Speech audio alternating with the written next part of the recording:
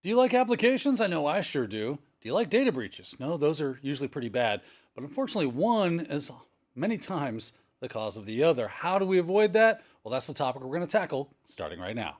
You're watching IT Pro TV.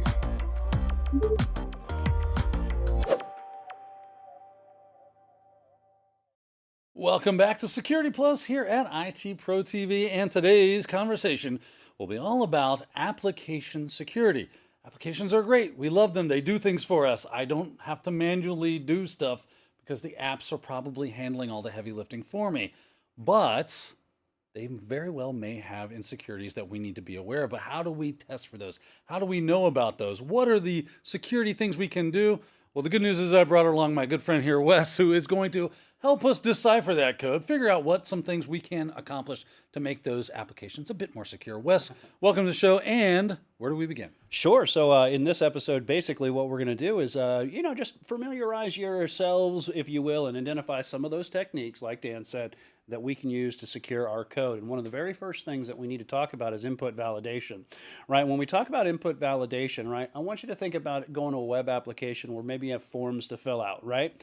We want to make sure that the data that's coming in to a web form, if you will, is what we expect it, right? It just makes sure that the inputs are valid. And there's a few different ways that we can do this. We can do this with what's known as syntactic and semantic validation. If we think about things like syntactic validation, this is really just making sure like the input types, if you will, and the links are what we want, right? Think about a social security number. Right? The social security number has a clearly defined format, right? So we don't want, if you will, we put we have a little field there that says social security number. We don't want anything else other than what we expect, right? Think about currency, right? Or symbols, if you will. We want to make sure that it's what we expect. We talk about semantic validation, right? Just think about the application context, if you will, right? Such as maybe a start date if you're filling in employee information, right? So we want to make sure that that any information that we enter is the information is entered in a way that we expect it, and if it isn't, we discard it or we throw it away. You might hear the use of schemas, if you will. And again, schemas in general just define that, hey, this is going to be the structure, right? Defines the structure and the content, how the attributes and elements are going to be formed, and making sure, if you will, that we stick to that. Again, input validation is if you think about things like SQL injection attacks, right? They can happen if we allow additional things that we weren't expecting. Yeah, this is probably the key to making sure your applications have some level of security. If you're building them yourself, well, then it's up to you to go in there and make sure that all of these things are being done. If you're doing third party, obviously you're going to have to lean on that vendor to supply patches and updates and things of that nature to help keep you out of the weeds with any of these possible problems that could come from input validation. Always trust no one and verify everything, right? So let's move on. Let's start talking about whitelisting and blacklisting. This is a really good idea. A lot of times we see it with firewalls. We do whitelisting and blacklisting there. Well, now we're just applying it down to, this is actually kind of another idea when it comes to input validation, right? Sure. When you think about it, when we talk about, we'll think about the term blacklisting, right? Blacklisting, it comes down to basically banning certain things, not allowing certain things. And in this case, we're talking about banning characters, right? Maybe we don't want to allow an apostrophe, right? Because an apostrophe might be able to be used in the context of like a SQL injection attack.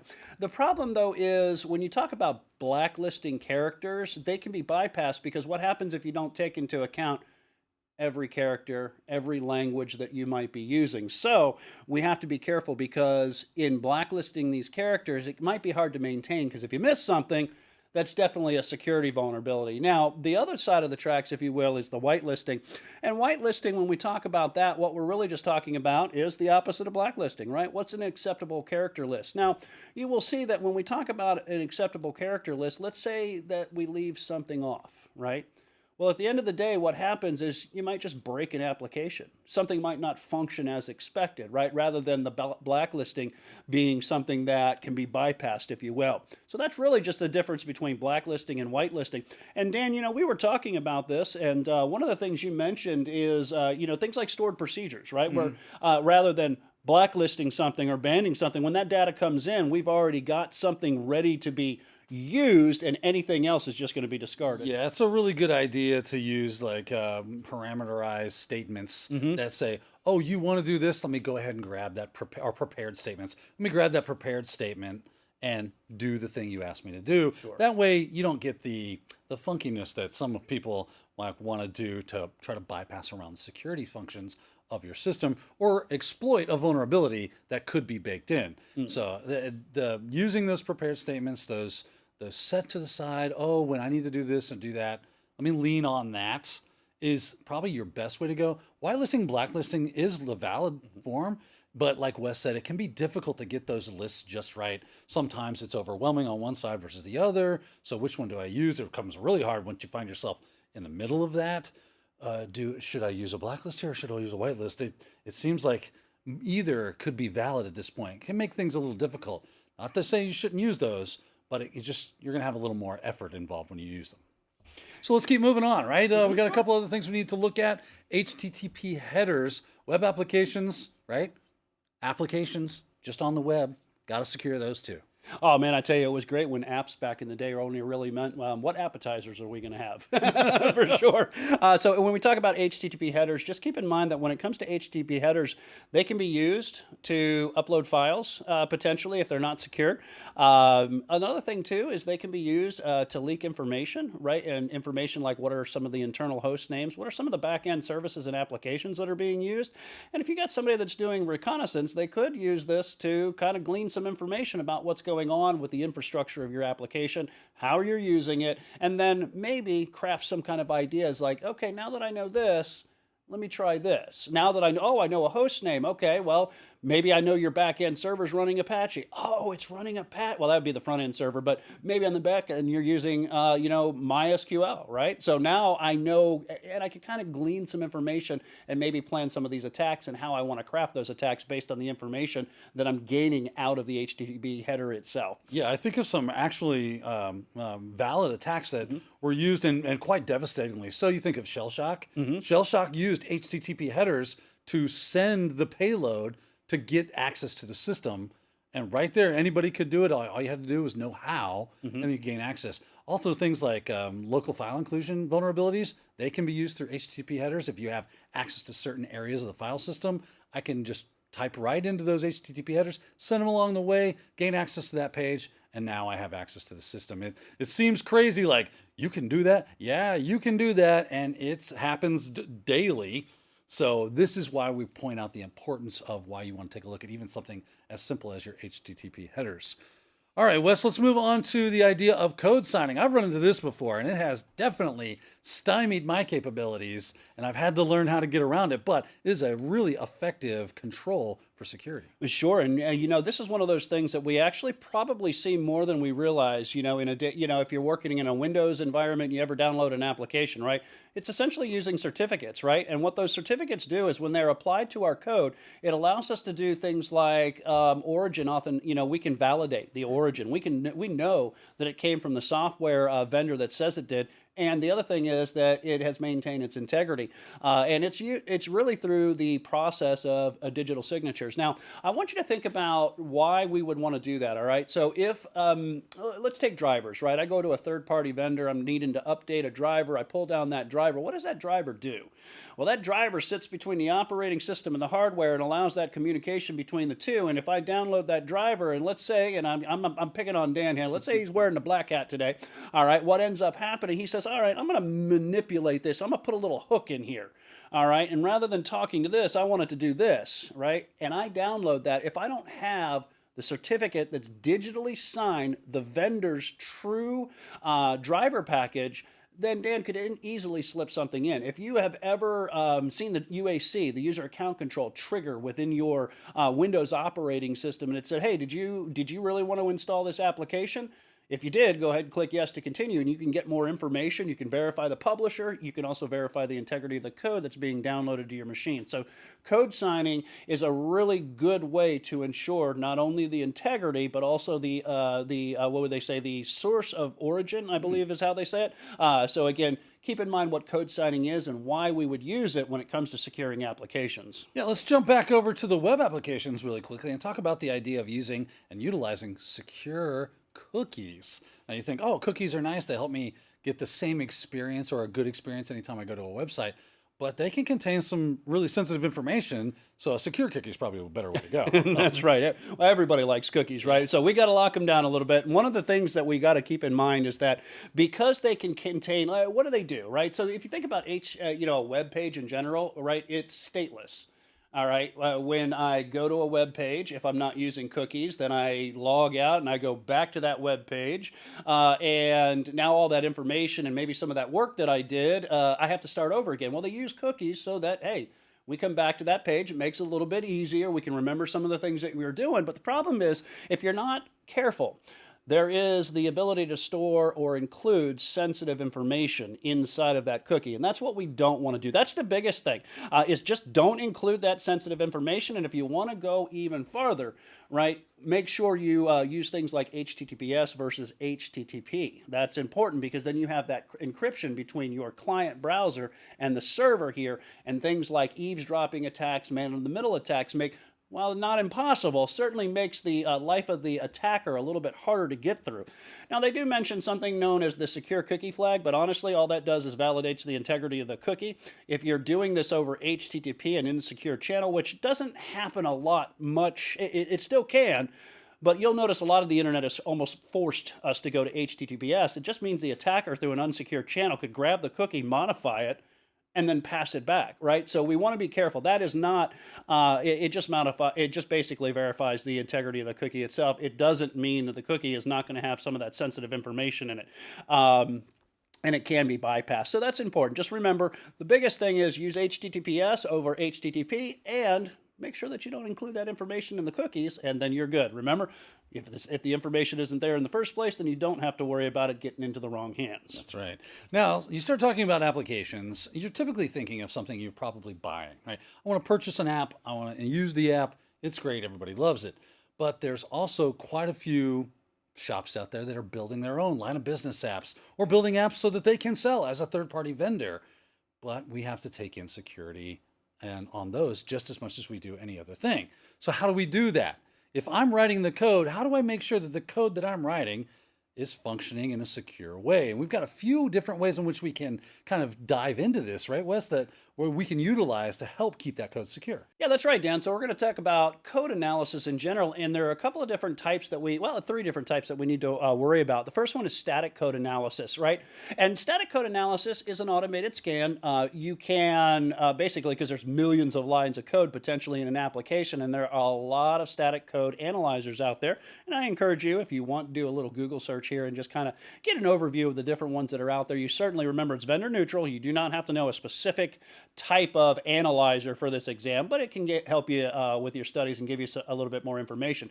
The big thing to keep in mind that with a static code analyzer, what's happening, or analysis, if you will, is that the code itself is not sitting in the runtime environment. It's not actively running. And this is really good for things like source code. If you're familiar with the open source movement, right, we can download the source code, we can see it, we can see what's going on, and it allows us to detect any kind of vulnerabilities or threats that might happen early in the software development lifecycle. Now, the other side of the tracks on that one would be dynamic code analysis. And we look at dynamic code analysis. Again, this is another automated scan, but it's a little bit different here because what's happening is your software is actually sitting inside of a runtime environment. It's actively running. And what we want to do here is we want to find out, how is it interacting? How is it behaving? All right, is it acting up, if you will? And by that, I mean, if you have an application that's using other applications, maybe a back-end database server, how is it interacting with that server? Is it leaving us open to attack the database itself? Is it corrupting the database, right? The integrity of the information too? So it's very important. Now, the last type of analysis is the manual code analysis, and this introduces the human element, all right? It isn't an automated scan, all right, which means it's a very, very slow process. So since it isn't automated, and I also want you to keep in mind, the reason it's a slow process is it's quite literally a line by line by line, and I'll stop right there, analysis. You get the point. And the other thing, too, that you'll hear is that it introduces the human element, right? And that means it might be open to interpretation. Who is the person that's doing the analysis, right?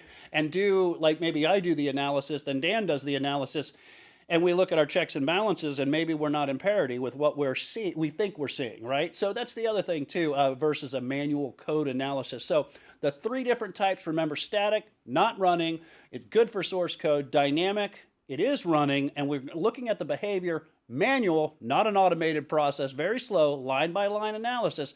But also remember that it does bring in that human element, and that's why I say open to interpretation. And honestly, you should be performing all 3 types of these analyses, as it were, because with those automated scans, you're going to get all that low-hanging fruit. Oh, this is an obvious place where a security issue might crop up. Oh, here is the application is running, and I'm seeing you're able to input these type of characters. That's probably not good. You might want to go ahead and fix that as well. And then that manual aspect comes in to where that human comes and they get creative. That's something the machines have a hard time doing, is getting creative, thinking outside of the box. They can only do exactly what you've told them to do. So you want to make sure you ultimately do all 3 of those types. And that really segues us into our last bit of our conversation here, which is the idea of fuzzing, where you as a person are looking programmatically for ways you can get creative and for problems inside of the application. Wes, tell us about fuzzing. What do we mean by that? How does it work? Friday night vision when you're in college after a good night of drinking. Ah.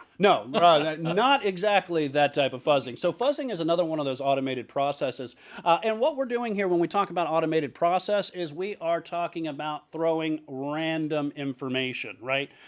Invalid, well, we don't know if it's valid or not, right? Just throwing random data at our application itself. Maybe unexpected information. How does it handle that information, right? How does it respond, right? So think about this, right? If you've ever maybe thrown an input that was wrong, right? What does the error message say? Does it say username or password was invalid? Really? So you're telling me I got the username right? Well, that's half of the battle right there, right? Or it says SQL database cannot be contacted.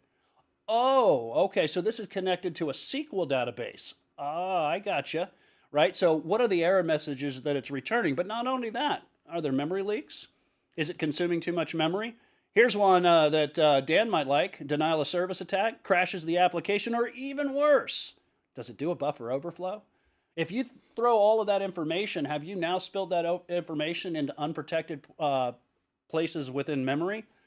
Well, now we can put our code in there potentially, right? So again, fuzzing is just throwing all the random information you can and just see how does the application behave. And again, some of the things that it might do and what we're looking for, some of the things that we might be looking for is how does it respond? Yeah, that's the big thing when it comes to fuzzing. And I will throw on top of that, you can put in valid input.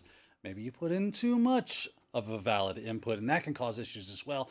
Plenty of different ways in which you might fuzz an application for a variety of different reasons. Wes has done a great job of showing us some of the more common ways in which that is done and what we want to look out for if we are performing that function. Also, your applications have many ways in which they could be manipulated into giving up the ghost, as it were, which we want to avoid. We looked at those using for web applications as well as static code analysis, dynamic code analysis, and all the other great analyses that we went over. So be sure that I know it's a lot to consume, but look it over, digest it, chew on it a little bit, and it will start to come to fruition for you in your mind. That being said, unfortunately, we are out of time for this episode anyway. More to come at Security Plus, so we expect to see you there. Until then, have yourself a great day. Thank you for watching IT Pro TV.